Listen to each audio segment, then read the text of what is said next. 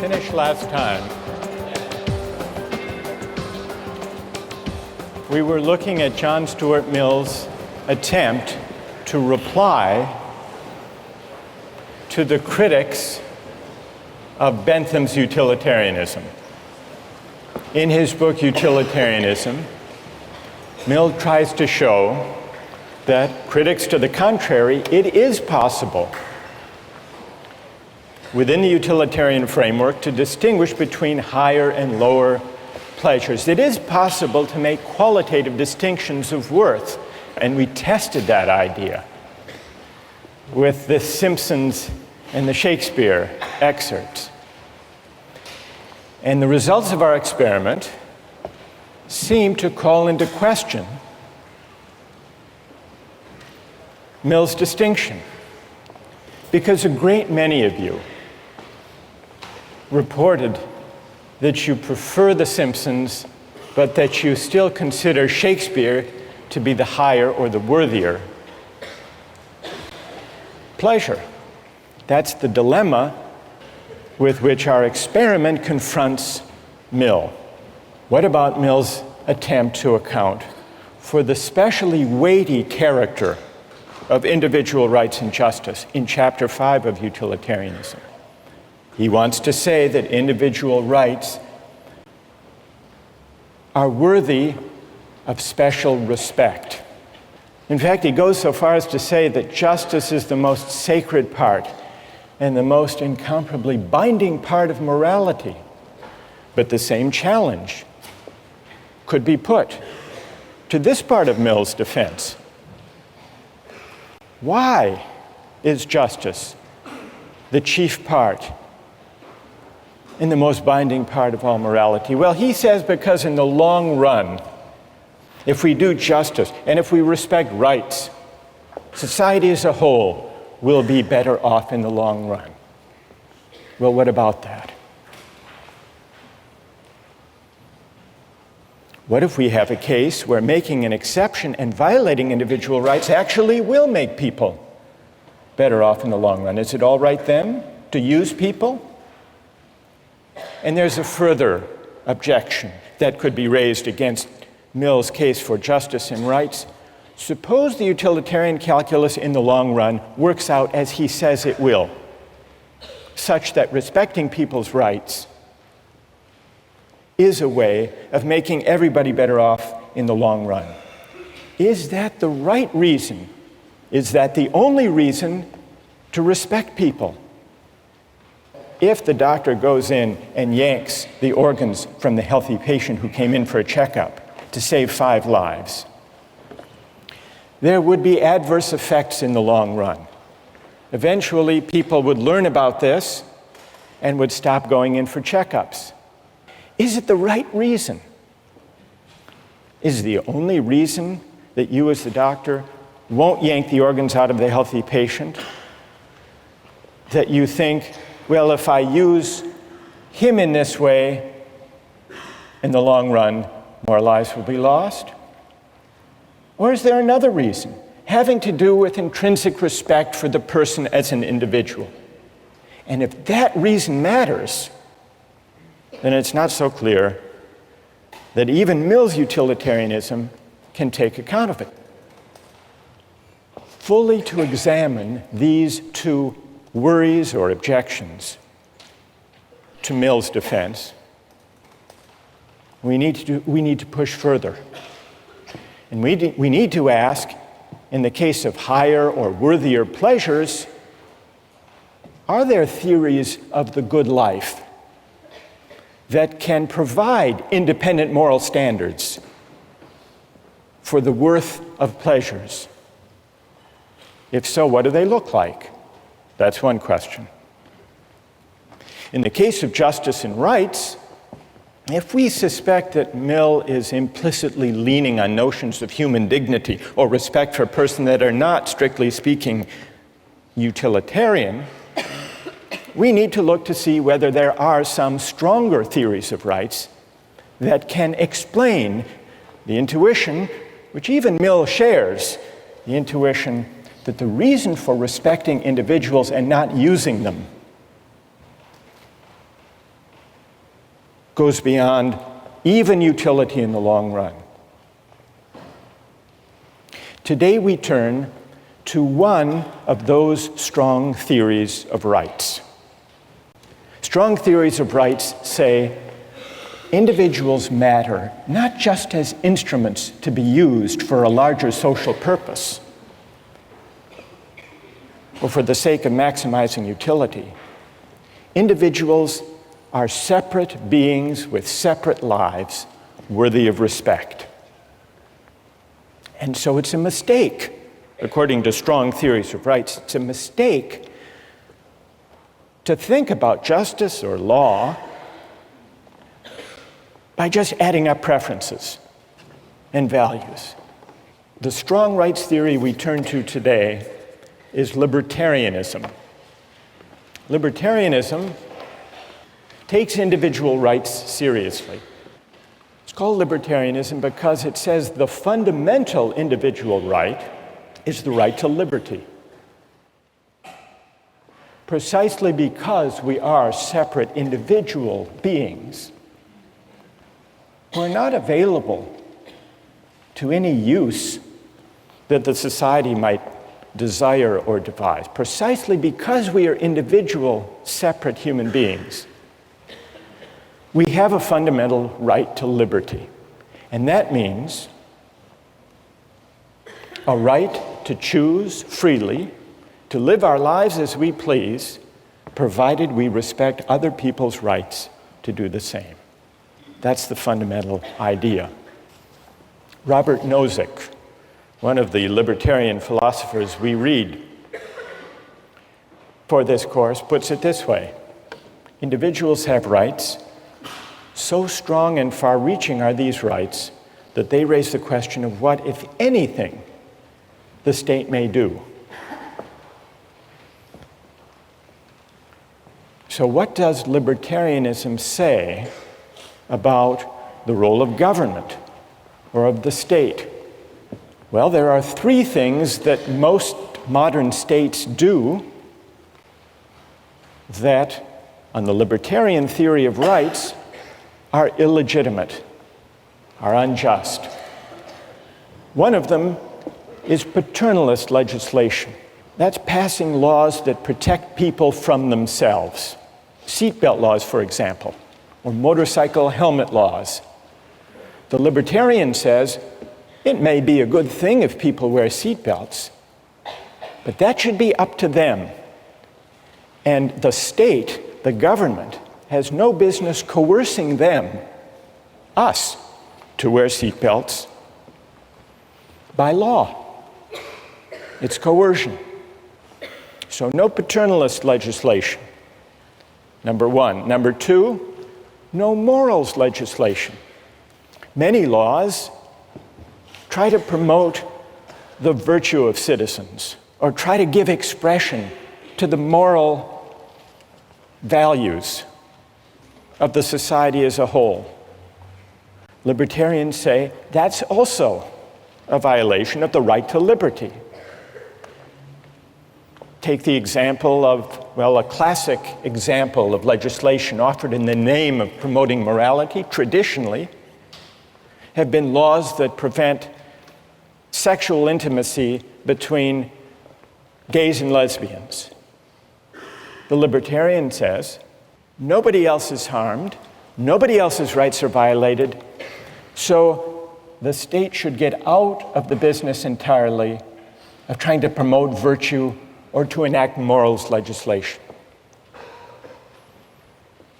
And the third kind of law or policy that is ruled out on the libertarian philosophy is any taxation or other policy that serves the purpose of redistributing income or wealth from the rich to the poor. Redistribution is a kind, if you think about it, says the libertarian, is a kind of coercion. What it amounts to is theft by the state or by the majority, if we're talking about a democracy, from people who happen to do very well and earn a lot of money. Now, Nozick and other libertarians allow that there can be a minimal state that taxes people for the sake of what everybody needs: the national defense, police force, judicial system to enforce contracts and property rights. But that's it. Now, I want to get your reactions to this third feature of the libertarian view. I want to see who among you agree with that idea and who disagree and why. But just to make it concrete and to see what's at stake, consider the distribution of wealth in the United States. The United States is among the most inegalitarian societies as far as the distribution of wealth of all the advanced democracies. Now, is this just or unjust? Well, what does the libertarian say? Libertarian says, you can't know just from the facts I've just given you. You can't know whether that distribution is just or unjust. You can't know just by looking at a pattern or a distribution or a result whether it's just or unjust. You have to know how it came to be. You can't just look at the end state or the result. You have to look at two principles. The first he calls justice in acquisition, or in initial holdings. And what that means simply is, did people get the things they used to make their money fairly? So we need to know, was there justice in the initial holdings? Did they steal the land or the factory or the goods that enabled them to make all that money? If not, if they were entitled to whatever it was that enabled them to gather the wealth, the first principle is met. The second principle is, did the distribution arise from the operation of free consent? People buying and trading on the market. As you can see, the libertarian idea of justice corresponds to a free market conception of justice. Provided people got what they used fairly, didn't steal it, and provided the distribution results from the free choice of individuals buying and selling things, the distribution is just. And if not, it's unjust. So let's, in order to fix ideas for this discussion, take an actual example. Who's the wealthiest person in the United States? Wealthiest person in the world? Bill Gates. It is. That's right. Here he is. You'd be happy too. Now, what's his net worth? Anybody have any idea? That's a big number. During the Clinton years, remember there was a controversy. Donors, big campaign contributors, were invited to stay overnight in the Lincoln bedroom at the White House. I think if you contributed $25,000 or above, someone figured out at the median contribution that got you invited to stay a night in the Lincoln bedroom, Bill Gates could afford to stay in the Lincoln bedroom every night for the next 66,000 years.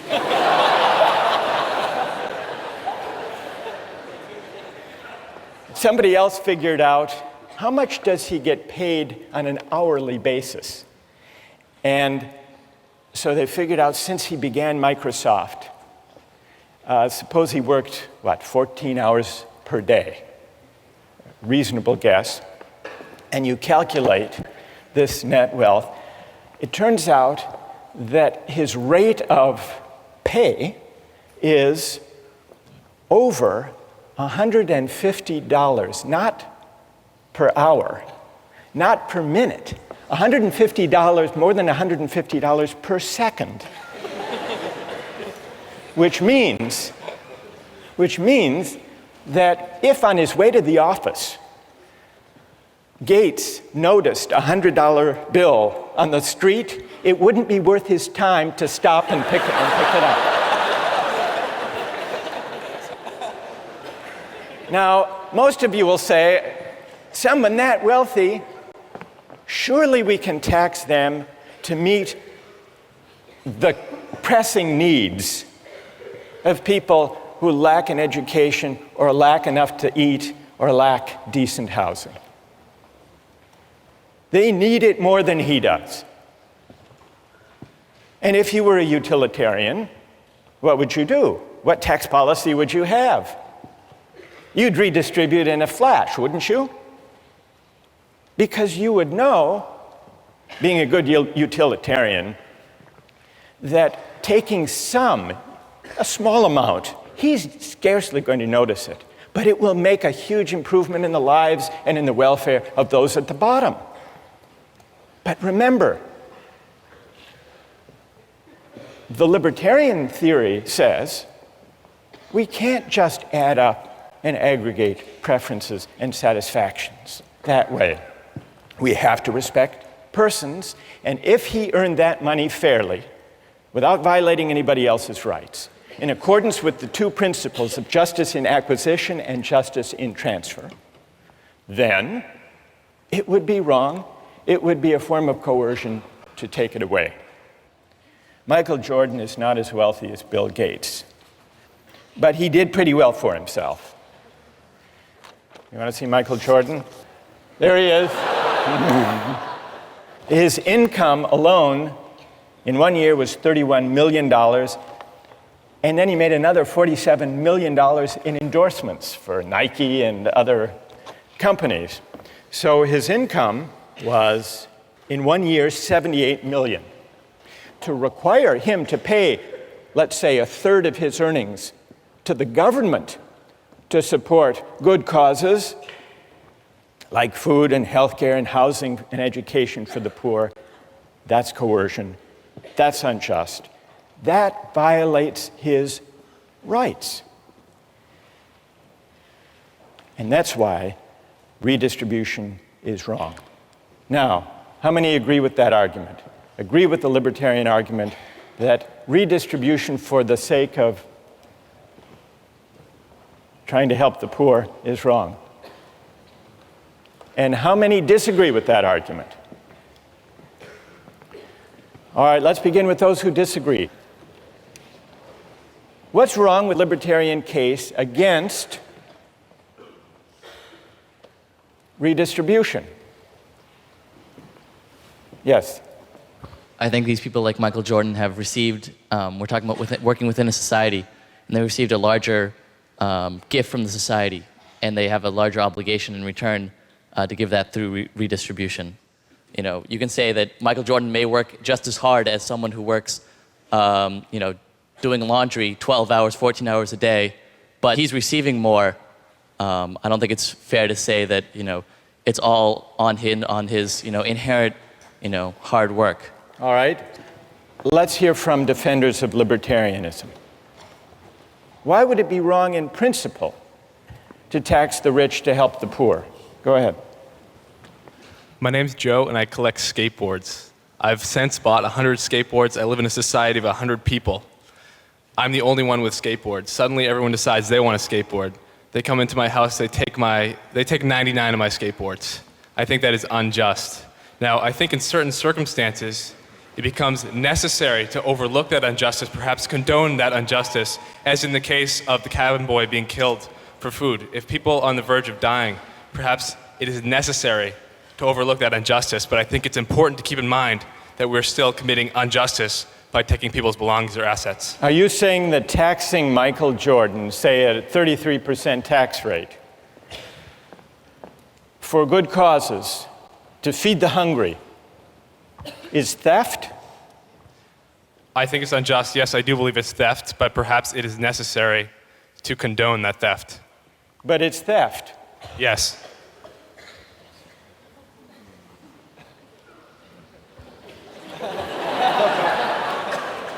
Why is it theft, Joe? Because... Why is it like your collection of skateboards? It's theft because, at least in my opinion and by the libertarian opinion, He earned that money fairly, and it belongs to him. So to take it from him is by definition theft. All right, let's hear if there's, who wants to reply to Joe? Yes, go ahead. I don't think this is necessarily a case in which you have 99 skateboards and the government, or you have 100 skateboards and the government's taking 99 of them.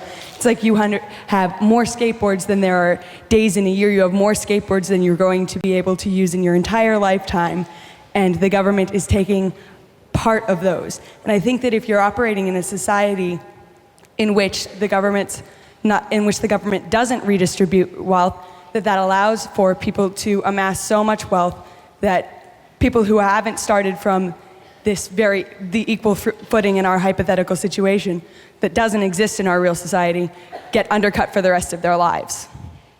So you're worried that if there isn't some degree of redistribution, if some are left at the bottom, there will be no genuine equality of opportunity. All right? The idea that taxation is theft. Nozick takes that point one step further. He agrees that it's theft. He's more demanding than Joe. Joe says it is theft. Maybe in an extreme case it's justified. Maybe a parent is justified in stealing a loaf of bread to feed his or her hungry family. So Joe is what would you call yourself, a compassionate quasi-libertarian? Nozick says, if you think about it, taxation amounts to the taking of earnings. In other words, it means taking the fruits of my labor. But if the state has the right to take my earnings or the fruits of my labor, isn't that morally the same as, according to the state, the right to claim a portion of my labor? So taxation actually is morally equivalent to forced labor, because forced labor involves the taking of my leisure, my time, my efforts, just as taxation takes the earnings that I make with my labor. And so for Nozick and for the libertarians, taxation for redistribution is theft, as Joe says, but not only theft, it's morally equivalent to laying claim to certain hours of a person's life and labor. So it's morally equivalent to forced labor. If the state has a right to claim the fruits of my labor, that implies that it really has an entitlement to my labor itself. And what is forced labor? Forced labor, Nozick points out, is what? Is slavery. Because if I don't have the right, the sole right to my own labor, then that's really to say that the government or the political community is a part owner in me. And what does it mean for the state to be a part owner in me? If you think about it, it means that I'm a slave, that I don't own myself. So what this line of reasoning brings us to is the fundamental principle that underlies the libertarian case for rights. What is that principle? It's the idea that I own myself. It's the idea of self-possession. If you want to take rights seriously, if you don't want to just regard people as collections of preferences, the fundamental moral idea to which you will be led is the idea that we are the owners or the proprietors of our own person.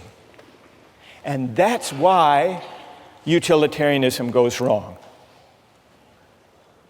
And that's why it's wrong to yank the organs from that healthy patient. You're acting as if that patient belongs to you or to the community, but we belong to ourselves. And that's the same reason that it's wrong to make laws to protect us from ourselves, or to tell us how to live, to tell us what virtues we should be governed by. And that's also why it's wrong to tax the rich, to help the poor, even for good causes, even to help those who were displaced by the Hurricane Katrina. Ask them to give charity. But if you tax them, it's like forcing them to labor. Could you tell Michael Jordan he has to skip the next week's games and go down to help the people displaced by Hurricane Katrina? Morally, it's the same. So the stakes are very high.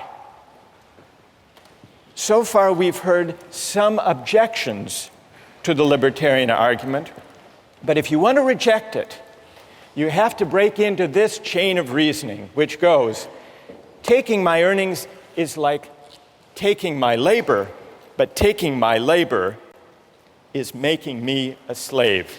And if you disagree with that, you must believe in the principle of self-possession. Those who disagree, gather your objections, and we'll begin with them next time. We were talking last time about libertarianism. I want to go back to the arguments for and against the redistribution of income. But before we do that, just one word about the minimal state. Milton Friedman, a libertarian economist, he points out that many of the functions that we take for granted as properly belonging to government don't. They are paternalist. One example he gives is Social Security. He says it's a good idea for people to save for their retirement during their earning years, but it's wrong.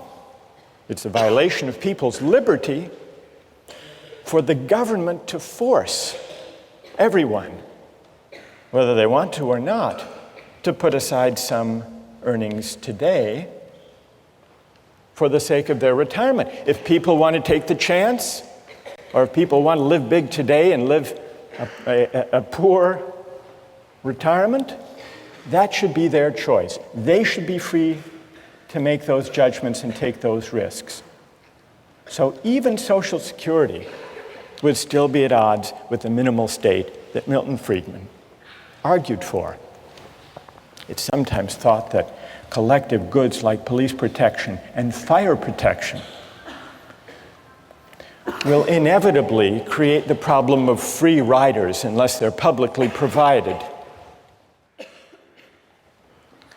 But there are ways to prevent free riders. There are ways to restrict even seemingly collective goods like fire protection. I read an article a while back about a private fire company, the Salem Fire Corporation in Arkansas. You can sign up with the Salem Fire Corporation, pay a yearly subscription fee, and if your house catches on fire, they will come and put out the fire. But they won't put out everybody's fire. They will only put it out if it's a fire in the home of a subscriber, or if it starts to spread and to threaten the home of a subscriber. The newspaper article told the story of a homeowner who had subscribed to this company in the past, but failed to renew his subscription. His house caught on fire. The Salem Fire Corporation showed up with its trucks and watched the house burn, just making sure that it didn't spread. The fire chief was asked, well, he wasn't exactly the fire chief, I guess he was the CEO. He was asked, how can you stand by with fire equipment and allow a person's home to burn? He replied, "Once we verified there was no danger to a member's property, we had no choice but to back off according to our rules. If we responded to all fires," he said, "there would be no incentive to subscribe." The homeowner, in this case, tried to renew his subscription at the scene of the fire, but the head of the company refused. "You can't wreck your car," he said, "and then buy insurance for it later." So even public goods that we take for granted as being within the proper province of government can, many of them, in principle, be isolated, made exclusive to those who pay. That's all to do with the question of collective goods and the libertarians' injunction against paternalism. But let's go back now to the arguments about redistribution. Now, underlying the libertarians' case for the minimal state is a worry about coercion. But what's wrong with coercion? The libertarian offers this answer. To coerce someone, to use some person for the sake of the general welfare, is wrong because it calls into question the fundamental fact that we own ourselves, the fundamental moral fact of self-possession or self-ownership. The libertarians' argument against redistribution begins with this fundamental idea that we own ourselves. Nozick says that if the society as a whole can go to Bill Gates or go to Michael Jordan and tax away a portion of their wealth, what the society is really asserting is a collective property right in Bill Gates or in Michael Jordan. But that violates the fundamental principle that we belong to ourselves. Now, we've already heard a number of objections to the libertarian argument. What I would like to do today is to give the libertarians among us a chance to answer the objections that have been raised. And some have already identified themselves and have agreed to come and make the case for libertarianism to reply to the objections that have been raised. So raise your hand if you are among the libertarians who's prepared to stand up for the theory and respond to the objections. You are Alex Harris. Alex Harris, who's been a star on the weblog. All right, Alex, come here, stand up, come. We'll create a libertarian corner over here. And who else? Other libertarians who will join? What's your name? John? John Sheffield. John. Who else wants to join? Other brave libertarians who are prepared to take on, yes. What's your name? Julia Roto. Julia, come join us over there. Now, while Team Libertarian Julia, John, Alex, while Team Libertarian is gathering over there, let me just summarize the main objections that I've heard in class and on the website. Objection number one. And here, I'll come down to, I want to talk to Team Libertarian over here. So, objection number one is that the poor need the money more. That's an obvious objection. A lot more than do Bill Gates and Michael Jordan. Objection number two, it's not really slavery to tax, because at least in a democratic society, it's not a slaveholder, it's Congress. It's a democratic, you're smiling, Alex, already. You're confident you can reply to all of these? So taxation by consent of the governed is not coerced. Third, some people have said, don't the successful, like Gates, owe a debt to society for their success that they repay by paying taxes? Who wants to respond to the first one? The poor need the money more. All right. And you're? John. John. All right, John. What's the answer? Here, I'll hold it. All right. The poor need the money more. That's quite obvious. I could use the money. You know, I certainly wouldn't mind if Bill Gates gave me $1 million. I mean, I'd take 1,000. But at some point, you have to understand that the benefits of redistribution of wealth don't justify the initial violation of the property right. If you look at the argument, the poor need the money more, at no point in that argument do you contradict the fact that we've extrapolated from agreed upon principles that people own themselves. We've extrapolated that people have property rights. And so whether or not it would be a good thing or a nice thing, or even a necessary thing for the survival of some people, we don't see that that justifies the violation of the right that we've logically extrapolated. Good, okay. And so that also, I mean, there still exists this institution of like individual philanthropy. Milton Friedman makes this argument. All right, so Bill Gates Chicago. can give to charity if he wants to. Right. But it would still be wrong to coerce him Exactly. to meet the needs of the poor. Exactly. Are the two of you happy with that reply? Anything to add? All right. Go ahead, Julie. I think, Julia, yes. Julia. I think I could also add, I guess I could add that there's a difference between needing something and deserving something. I mean, in an ideal society, everyone's needs will be met, but here we're arguing what do we deserve as a society. And, yeah. And the poor don't deserve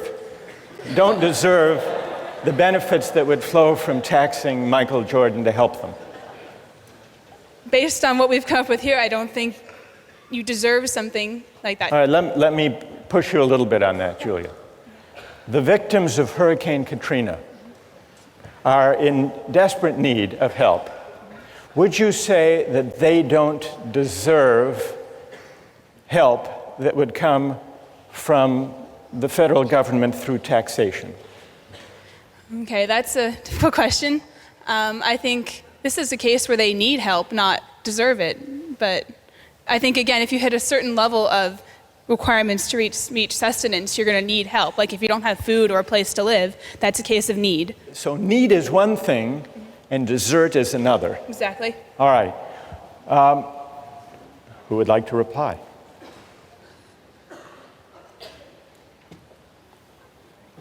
Yes. Going back to the first point that he made about the property rights of the individual, the property rights are established and enforced by the government, which is a democratic government, and we have representatives who enforce those rights.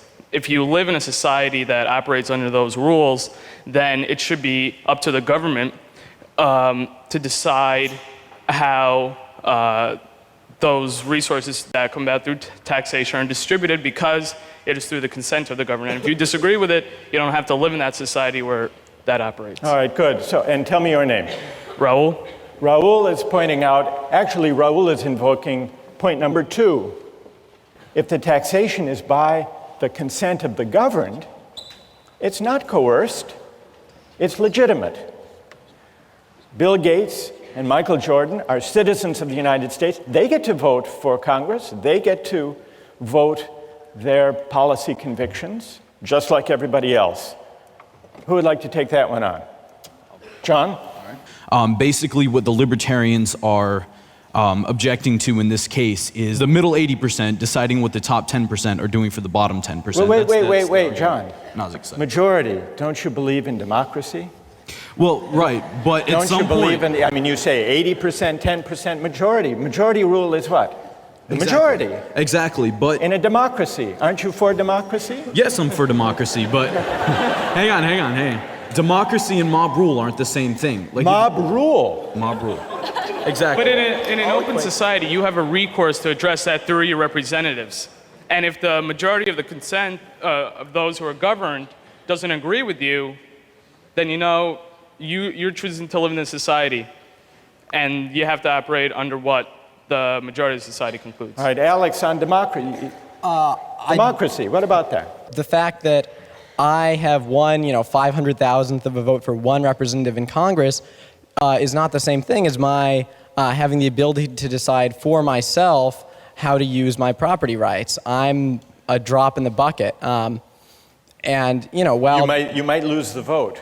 Exactly. And they might take... And I will. I mean, I don't have the decision right now of whether or not to pay taxes. If I don't, I get locked in jail. Or they tell me to get out of the country. But Alex, let me make a small case for democracy and see what you would say. Why can't you, we live in a democratic society with freedom of speech. Why can't you take to the hustings, persuade your fellow citizens that taxation is unjust, and try to get a majority? I don't think that people should have to convince 280 million others simply in order to exercise their own rights, in order to not have their self-ownership violated. I think people should be able to do that without having to convince 280 million people. Does that mean you're against democracy as a whole? No, I just believe in a very limited form of democracy whereby we have a constitution that severely limits the scope of what decisions can be made democratically. All right, so you're saying that democracy is fine except where fundamental rights are involved. And I think you could win, if you're going on the hustings, let me add one element to the argument you might make. Maybe you could say, put aside the economic debates, taxation. Suppose the individual right to religious liberty were at stake. Then, Alex, you could say on the hustings, surely you would all agree that we shouldn't put the right to individual liberty up to a vote. Yeah, that's exactly right. And that's why we have constitutional amendments and why we make it so hard to amend our Constitution. So you would say that the right to private property, the right of Michael Jordan to keep all the money he makes, at least to protect it from redistribution, is the same kind of right with the same kind of weight as the right to freedom of speech, the right to religious liberty, rights that should trump what the majority wants. Absolutely. The reason why we have a right to free speech is because we have a right to own ourselves, to exercise our voice in any way that we choose. All right, good. All right, so all right, who would like to respond to that argument about democracy being, okay, up there, stand up. I think comparing religion and economics, it's not the same thing. The reason why Bill Gates was able to make so much money is because we live in an economically and socially stable society. And if the government didn't provide for the poorest 10%, as you say, through taxation, then we would need more money for police to prevent crime. And so either way, there would be more taxes taken away to provide what you guys call the necessary things that the government provides. What's your name? Anna? Anna, let me ask you this. Why is the fundamental right to religious liberty different from the right Alex asserts as a fundamental right to private property and to keep what I earn? What's the difference between the two? Because you wouldn't have, you wouldn't be able to make money, you wouldn't be able to own property if there wasn't a socially, if society wasn't stable. And that's completely different from religion. That's something personal, something that you can practice on your own in your own home. Whereas me practicing my religion is not gonna affect the next person. But if I'm poor and I'm desperate, I might commit a crime to feed my family, and that can affect others. Okay, good, thank you. Would it be wrong for someone to steal a loaf of bread to feed his starving family? Is that wrong? I believe that it is. Let's take a quick poll of the three of you. It is, you say yes, it is wrong. It John? violates property rights, it's wrong. Even to save a starving family? I mean, there are definitely other ways around that, and by justifying... No, hang on, before you laugh at me. That didn't work. Before justifying the act of stealing, you have to look at violating the right that we've already agreed exists, the right of self-possession and the possession of, your own things. We agree on property rights. We agree it's stealing, Yeah, so we property agree it's rights stealing. is not the issue. All right, but So why is it wrong to steal even to feed your starving family? sort of the original argument that I made in the very first question you asked, the benefits of an action don't make the action just. Do you want, what would you say, Julia? Is it all right to steal a loaf of bread to feed a starving family, or to steal a drug that your child needs to survive? I think I'm okay with that, honestly. Even from a libertarian standpoint, I think that, okay, saying that you can just take money arbitrarily from people who have a lot to go to this pool of people who need it, but you have an individual who's acting on their own behalf to kind of save themselves. I think you said from the idea of like self-possession, they're also in charge of protecting themselves and keeping themselves alive. So therefore, even from a libertarian standpoint, that might be okay. All right, that's good. That's good. All right, what about number 3 up here? Isn't it the case that the successful, the wealthy, owe a debt? They didn't do that all by themselves. They had to cooperate with other people. That they owe a debt to society, and that's expressed in taxation. You want to take that on, Julie? Okay, this one, I believe that there is not a debt to society in the sense that how did these people become wealthy? They did something that society valued highly, something that society has already been providing for them. If anything, I think everything's canceled out. They provided a service to society, and society responded by somehow they got their wealth. So be concrete. In the case of Michael Jordan, to illustrate your point, there were people who helped him make the money, the teammates, the coach, people who taught him how to play. But you're saying they've all been paid for their services. Exactly.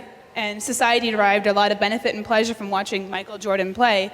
I think that's how he paid his debt to society. All right, good. Who would anyone like to take up that point? Yes.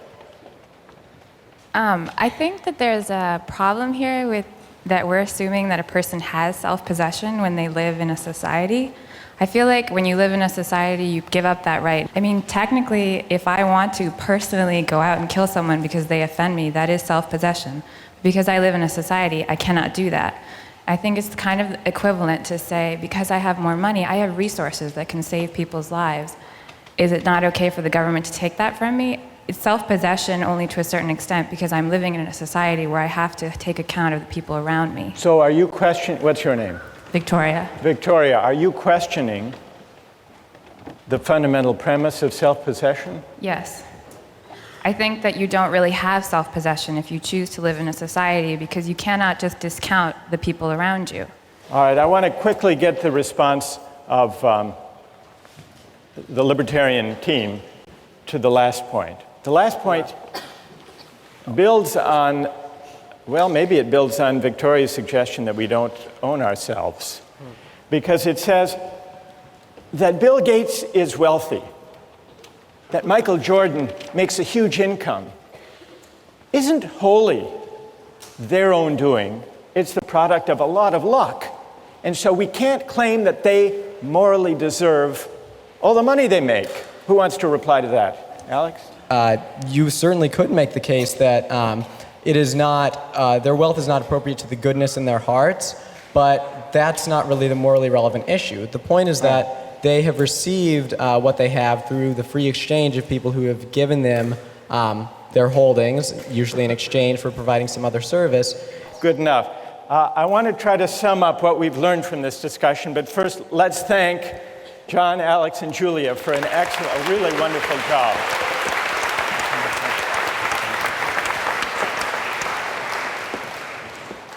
Toward the end of the discussion just now, Victoria challenged the premise of this line of reasoning, this libertarian logic. Maybe, she suggested, we don't own ourselves after all. If you reject the libertarian case against redistribution, there would seem to be an incentive to break into the libertarian line of reasoning at the earliest, at the most modest level. which is why a lot of people disputed that taxation is morally equivalent to forced labor. But what about the big claim, the premise, the big idea underlying the libertarian argument? Is it true that we own ourselves? Or can we do without that idea and still avoid what libertarians want to avoid,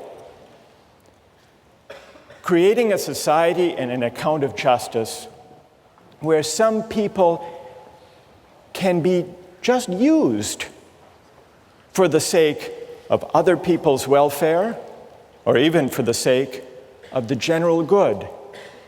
Libertarians combat the utilitarian idea of using people as means for the collective happiness by saying the way to put a stop to that utilitarian logic of using persons is to resort to the intuitively powerful idea that we are the proprietors of our own person.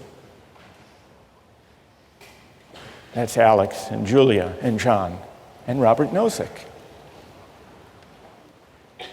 What are the consequences for a theory of justice and an account of rights of calling into question the idea of self-possession? Does it mean that we're back to utilitarianism and using people and aggregating preferences and pushing the fat man off the bridge? Nozick doesn't himself fully develop the idea of self-possession. He borrows it from an earlier philosopher, John Locke. John Locke accounted for the rise of private property from the state of nature by a chain of reasoning very similar to the one that Nozick and the libertarians use. John Locke said, private property arises because when we mix our labor with things, unowned things, we come to acquire a property right in those things. And the reason is that we own our own labor. And the reason for that, we are the proprietors, the owners of our own person. And so in order to examine the moral force of the libertarian claim that we own ourselves, we need to turn to the English political philosopher John Locke and examine his account of private property and self-ownership. And that's what we'll do next time.